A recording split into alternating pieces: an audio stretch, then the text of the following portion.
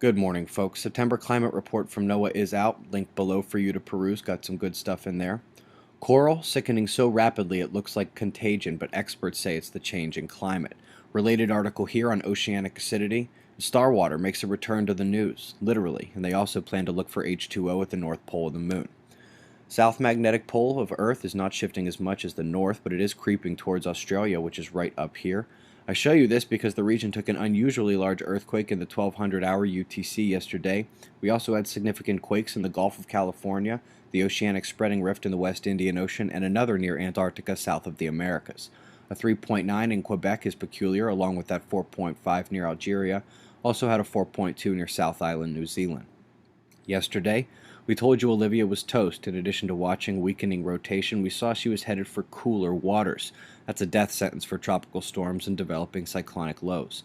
Also interesting to note how warm the water is near the north edge of the Gulf Stream. I wasn't aware it got that warm at this time of year. Also, we have an isolated heat zone in the Pacific. This anomaly is kind of peculiar, but it's been there for days. Anywho, here's Praparoon dancing in the West Pacific, trying to decide which area to flood first.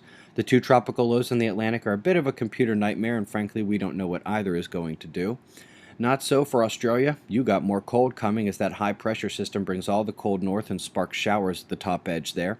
Here's the rest of the week's temperature forecast for Europe: cooler west and north with a warmer southeast, in addition to the next 4 days' precipitation likelihoods as well.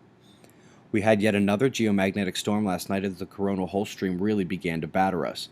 Plasma was penetrating our shields around the same time as the storm. Our baseline resonance has moved to multiple harmonics induced together. More runaway F2 ionization with a thankfully calmer F1 layer. Yellow is the solar wind speed. You can see the slow ramp up all day yesterday. While CMEs hit fastest particles first, coronal holes stream solar wind over large areas as they rotate, can often be strongest near the end. We are also beginning to take M flares as two Leviathan sunspots turn the eastern limb. This one here on the south appears to be smaller yet more active right now.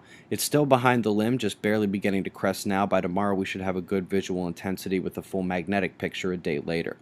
Up north is somewhat of a different story. Before turning the limb, it fired a flare so big we registered it as an M2.3, and it was facing away from Earth. But since turning the limb, she has let the south steal the show. Don't sleep on her, though. She's big and has the potential to develop delta spots at any time. We can't rule out big flares from either group. Additionally, we have another dark coronal hole set to face Earth tonight and send its powerful stream this way. 3 days from the heliocentric conjunction of Mercury and Mars. Eyes open, no fear. It's just past 6 a.m. Eastern Time, and that's the news, folks. Be safe.